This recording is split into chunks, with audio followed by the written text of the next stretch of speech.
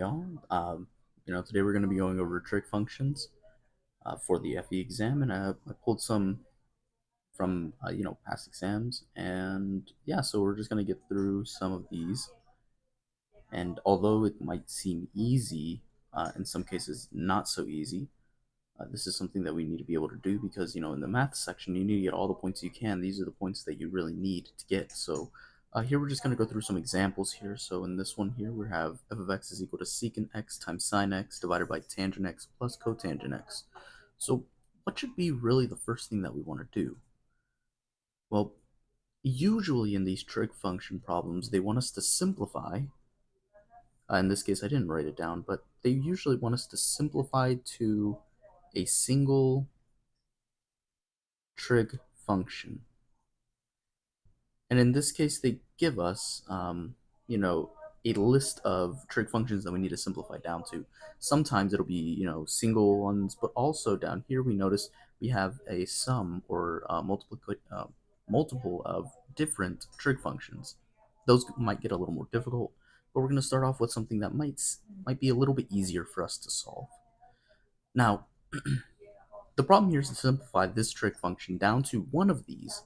One of these are the answer, and what we're going to do here is first change everything to sine and cosine. That's usually the first step in these, unless you see something very easy that you can apply a trig identity to.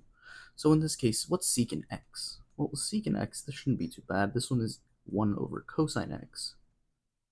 And then we also know sine x. We can then say, the numerator here, call this num, is equal to sine x divided by cosine x. Well, what do we know that is? That's tangent x. We'll keep this in the back of our mind just in case we need to use it later on, but that's what this is. Now, tangent x plus cotangent x, we'll go to the denominator. Well, right, denom, right? Well, what can we do here? Well, you can't really simplify tangent x plus cotangent x, but what if we took the denominator and we split it into sine and cosine? Let's try that. So we get denominator is sine of x divided by what? Cosine of x plus cosine of x divided by sine of x. Well, what can we do with that? Not much yet, but we have a kind of a fraction or an addition of fractions that doesn't have the same denominator. Let's try and get common denominator so that we can add the numerator. So what we do is we can multiply. We can say this one multiplied by cosine of x, and this will multiply by sine of x to make the denominator the same.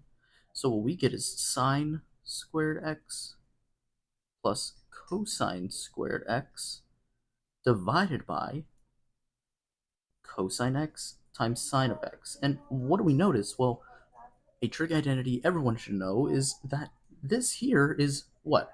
That should be 1. So we can rewrite this as 1 over cosine x times sine of x. And remember, this is the denominator. So now let's put numerator divided by denominator. We notice everything is in terms of sine and cosine. Very, very easy for us to simplify. So now what we have is this is going to be equal to sine of x divided by cosine of x divided by the denominator. Remember, it's not cosine x times sine of x, it's 1 over cosine of x times sine of x. And how can we simplify this? Well, we can multiply by the reciprocal in the denominator. So we have cosine x sine of x. Sorry if you can hear that in the background. Cosine of x sine of x also. So what happens to the denominator? Well, we can cancel these out. This is divided by 1, of course. And now, what do we notice? Well, cosine of x in the numerator cancels, and we're left with sine of x times sine of x, or sine squared of x. And that would be our answer. So hopefully this one wasn't too bad. This is one of the easier ones. Changing everything to sine and cosine, a single trig function, and canceling stuff out. Now, for question 2 here, secant squared x minus 1 divided by secant squared x. There are 2 ways you can do this. I'll show you one way, and then I'll show you maybe a little bit of a quicker way if you know your trig identities.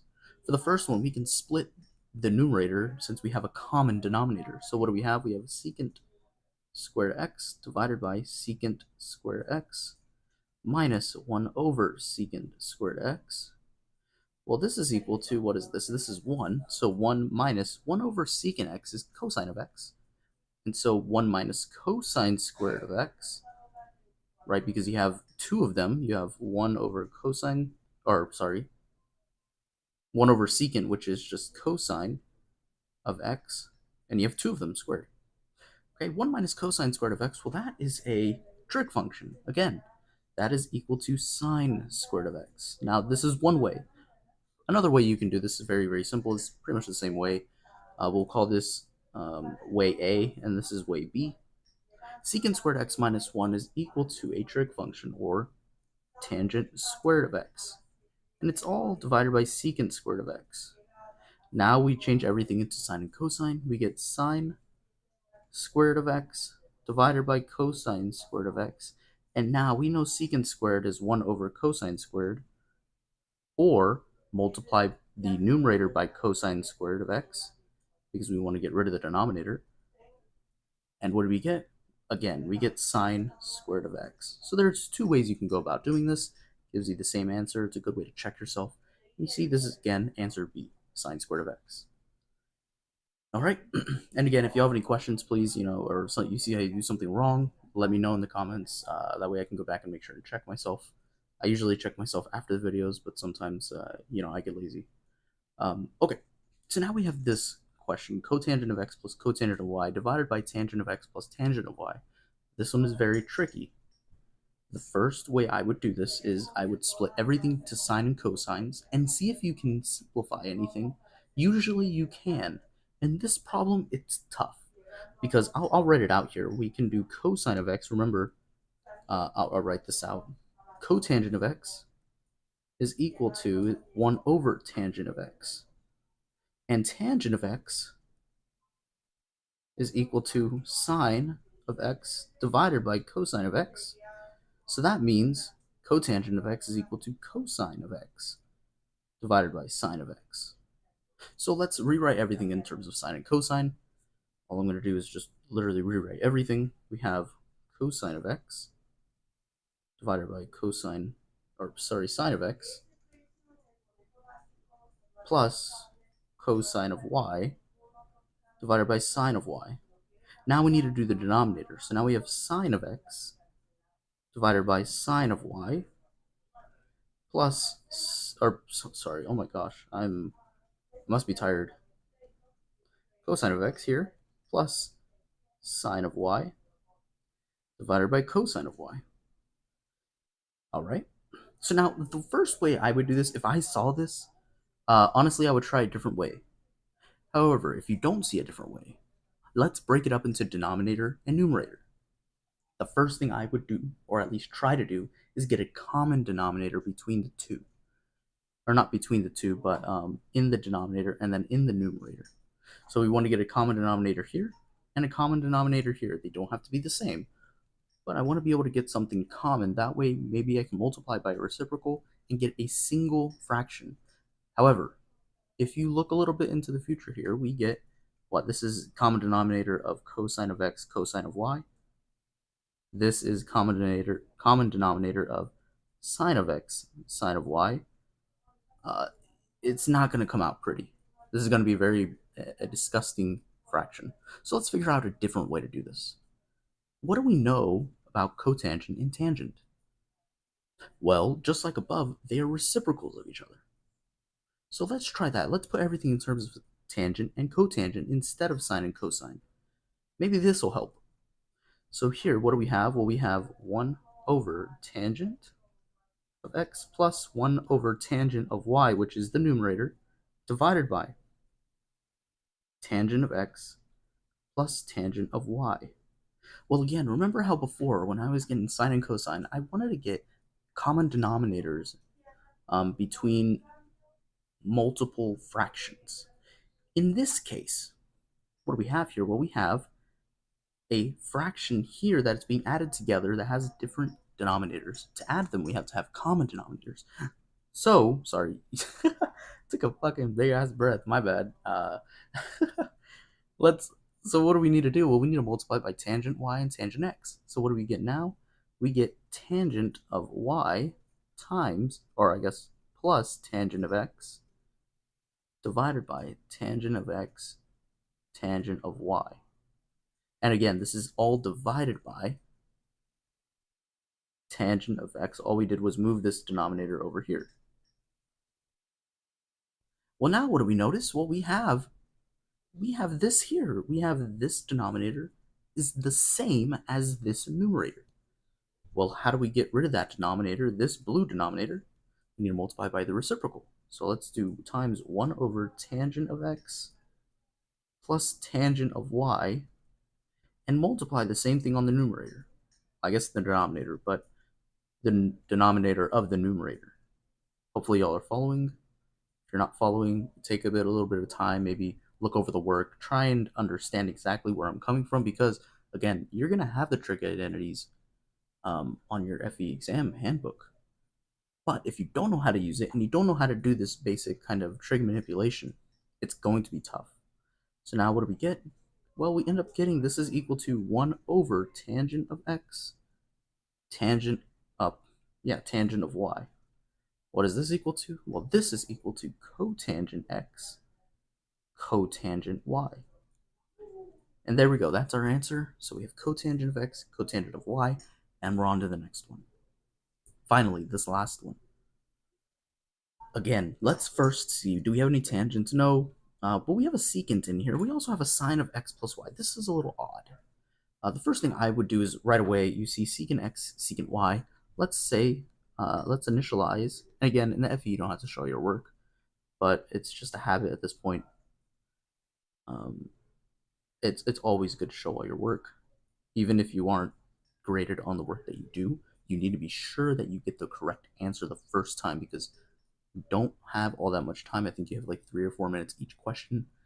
Probably less. I'm not entirely sure. I probably need to look back at their instructions. But you don't have all that much time, so you need to get these easy math questions out of the way. And if you can be very confident in your work, even if it takes you that full 2-3 minutes, your grade will go up. If you're not sure about your work, and then you're thinking about it in the back of your mind while you're moving on, it's going to be stuck there, and then you're going to miss something else that you miss. Maybe you misread something. Just be careful. But now we have secant of x and secant of y in terms of cosine. And now we have sine of x plus y. Well, this is actually a trig identity. This is going to be equal to sine of x cosine of y. I believe this is the sum identity or something. Not sum identity, but the sum identity, like addition. I believe. I just gone over it with one of my students, but I'm pretty sure that's what it's called. Anyways, now what we can do is we can rewrite this in terms of sine and cosine. And you notice this doesn't look all that bad. But why doesn't it look all that bad? I want y'all to understand why it doesn't. Why am I saying it doesn't look all that bad? Is it because I know how to do the problem? Oh, yes, but looking at this, instead of the one above, remember how we had 2 different fractions? We had like a over b plus c over d divided by e over f plus g over h. Like these letters are variables or trig functions. They're all different. Of course, they weren't all the different, but we notice this is much easier because we have a common denominator. It makes it so much easier. If you can get that common denominator, you'll notice you can split the fraction up on top. So what do I mean by that? Well, we can do is sine of x cosine of y divided by cosine of x cosine of y plus, now we split it. Now we take the numerator, we split it up into 2 fractions with the same denominator, divided by the same denominator here. And now what can you see? Now you might see what I was talking about. Cosine of y is cancel, cosine of x is cancel. What are we left with? We're left with sine of x cosine of x plus sine of y cosine of y. They don't have the same denominator, but you notice sine of a variable divided by cosine of that same variable is tangent. So we have tangent of x plus tangent of y. And that is our answer here. So hopefully this, I didn't go over like the theory or whatever. There's no theory really to talk about. If you want me to go through the trig identities, how to drive them, I'm not going to do that. You can look up a video on that. This is more practical, practice problems.